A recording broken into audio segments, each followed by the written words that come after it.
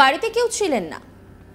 রাস উৎসব উপলক্ষে পাশের পাড়ায় গীতা ভাগবত পাঠ করতে গিয়েছিলেন বাড়ির কর্ত্রী। সব মিলিয়ে প্রায় 2 ঘন্টা ধরে নিন তিনি বাড়িতে নেই।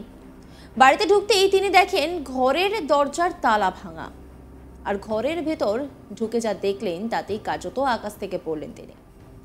ঘরের ভেতর আলমারির তালা ভাঙা ছিল, আর এরপর তিনি লক্ষ্য করেন আলমারির লকারে রাখা প্রায় লক্ষাধিক টাকার সোনার গয়না ও ৭৫,০০০ টাকা নগদ খোয়া গিয়েছে।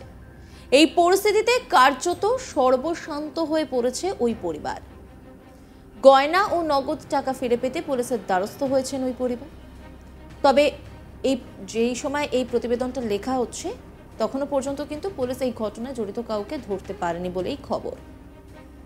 চাঞ্চল্যকর এই ঘটনাটি ঘটেছে নদিয়ার শান্তিপুরের ঢাকাপাড়া ১ নম্বর রামগোপাল সেন স্ট্রিট এলাকায়।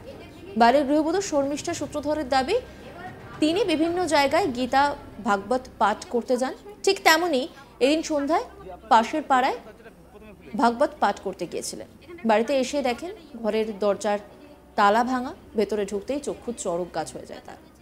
আলমারির লকারে ছিল প্রায় ১৫ লক্ষ টাকার সোনার গহনা এবং একটি লোন নিয়ে ৭৫,০০০ টাকা সেই লকারে ছিল। দুষ্কৃতীরা সমস্ত কিছু লুট করে নিয়ে চম্পট দেয়। বর্তমান পরিস্থিতিতে সর্বশান্ত ওই পরিবার। শান্তিপুর থানার পুলিশকে খবর দিলে পুলিশ বাড়িতে গিয়ে তদন্ত শুরু করে, তবে এখনো কাউকে গ্রেপ্তার করতে পারেনি বলেই খবর। ওই গৃহবধূর দাবি, চক্রান্ত করেই এই লুটপাট করেছে দুষ্কৃতীরা। পুলিশ যদি শক্ত হাতে সঠিক তদন্ত করে তাহলে এই চুরির ঘটনার কুল কিনারা খুঁজে পাওয়া সম্ভব। শর্মিষ্ঠা সূত্রধর কর্ত্রী তিনি কি বলছেন শোনাবো আপনাদের। আমি বাড়িতে ছিলাম না। আচ্ছা, কোথায় ছিলেন? আমি ভাগবত পাঠ করি, পাঠে গিয়েছিলাম সন্ধে ৫টার সময়। ৫টার সময় গিয়ে আমি ৭টার সময় আসর থেকে উঠি। ওঠার পরে যে বাড়িতে পাঠ করেছি সেই বাড়ির ভদ্রমহিলা বললেন একটু প্রসাদ নাও।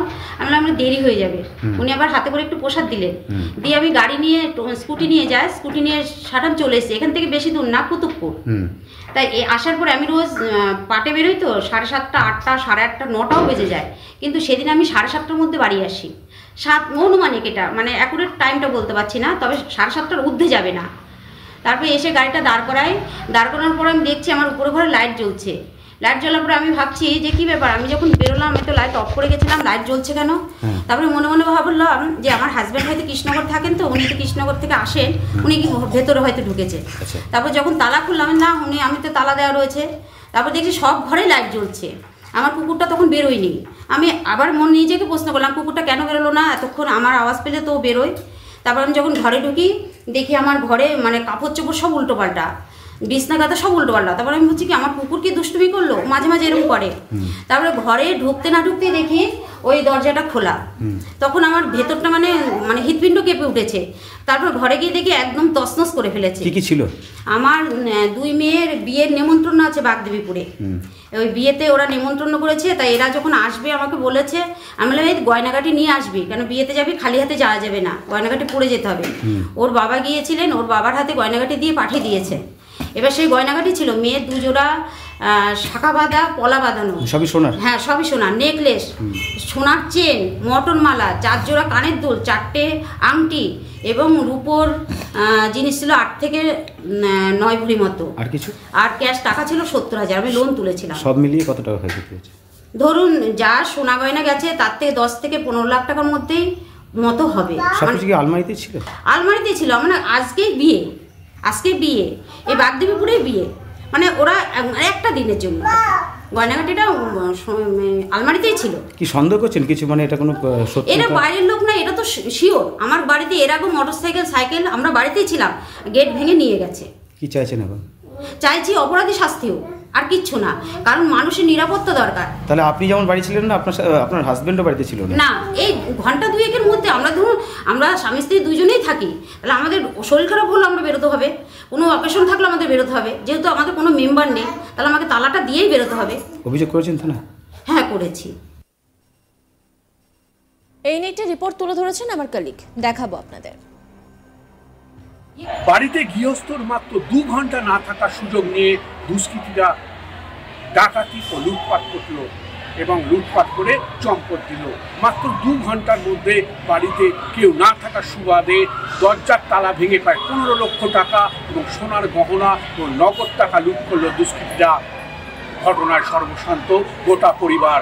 নদিয়ার শান্তিপুর ঢাকাপাড়া 1 নম্বর রামগোপাল সেল স্ট্রিট এলাকায় এই ঘটনাটি ঘটেছে। বাড়ির গৃহবধূ শর্মিষ্ঠা সূত্রধরের দাবি, তিনি বিভিন্ন জায়গায় গীতা ও ভগবত পাঠ করতে যেতেন এবং সেদিনও তিনি গীতা ও ভগবত পাঠ করতে যান। ঠিক তেমনি সবার পাশেই তার একটি ভগবত পাঠ করতে যাওয়ার কথা ছিল।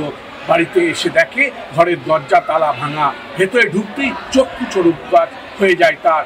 আলমারির লকার ছিল প্রায় 15 লক্ষ টাকা সোনার গহনা, একটি লোন নিয়ে 75,000 টাকা নগদ টাকা সেই লকারে ছিল। দুষ্কৃতীরা সমস্ত কিছু লুট করে নিয়ে চম্পট দেয়। বর্তমানে সর্বশান্ত পরিবার। শান্তিপুর থানার পুলিশ খবর দিলে পুলিশ আসে এবং বাড়িতে এসে তদন্ত শুরু করে। দাবি, গৃহবধূর দাবি, চক্রান্ত করে লুটপাট করেছে দুষ্কৃতীরা। পুলিশ সঠিক তদন্ত করলে চুরির ঘটনার কুল কিনারা করতে পারবে। তবে শান্তিপুর থানার পুলিশ তদন্তে নেমেছে। বাড়ির গৃহস্থ মাত্র 2 ঘন্টার মধ্যে বাড়িতে কেউ না থাকার সুযোগে দুষ্কৃতীরা দরজার তালা ভেঙে টাকা এবং সোনার গহনা এবং নগদ টাকা লুট করে চলে গেল। এবং এই ঘটনায় যথেষ্ট আলোড়ন পড়েছে।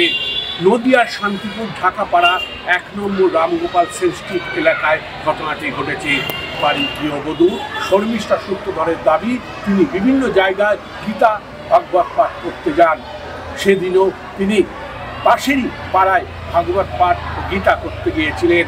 বাড়িতে এসে দেখে ঘরের দরজা তালা ভাঙা, ভেতরে ঢুকতেই তার চক্ষু চড়কগাছ হয়ে যায়। তার আলমারি লকারে ছিল প্রায় 15 লক্ষ টাকার সোনার গহনা এবং একটি লোন নেওয়া 75,000 টাকার নগদ টাকা সেই লকারেও ছিল। দুষ্কৃতীরা সমস্ত কিছু লুটপাট করে নিয়ে চম্পট দেয়। বর্তমানে সর্বশান্ত এই পরিবার। শান্তিপুর থানার পুলিশ খবর দিলে তারা এসে বাড়িতে তদন্ত করতে নামে এবং গৃহবধূর দাবি, চক্রান্ত করে লুটপাট করেছে দুষ্কৃতীরা। পুলিশ সঠিক তদন্ত করলে চুরির ঘটনার কুল কিনারা করতে পারবে। পুলিশ তদন্তে নেমেছে শান্তিপুর থানার পুলিশ, তবে এখনো পর্যন্ত কাউকে গ্রেপ্তার করতে পারেনি। এই ঘটনায় যথেষ্ট চাঞ্চল্য ছড়িয়েছে নদিয়া শান্তিপুর ঢাকাপাড়া 1 নম্বর রামগোপাল। নজর রাখুন আজ তাক বাংলার ইউটিউব স্ট্রিমিংয়ে।